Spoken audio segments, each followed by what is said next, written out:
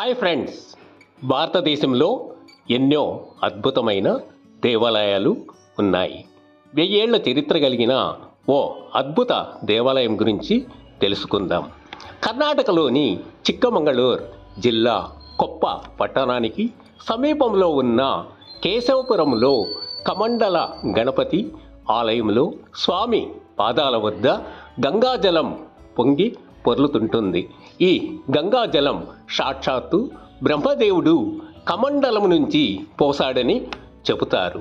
శని దేవుడి వక్ర దృష్టి వలన పార్వతీదేవి ఈ ప్రాంతానికి తపస్సు చేయటానికి వచ్చి విఘ్నాలు తొలగించే వినాయకుడిని ప్రార్థించగా పార్వతీదేవి కోరిక మేరకు వినాయకుడు బ్రహ్మచారి రూపంలో కమండలము ధరించి ప్రత్యక్షమయ్యాడట.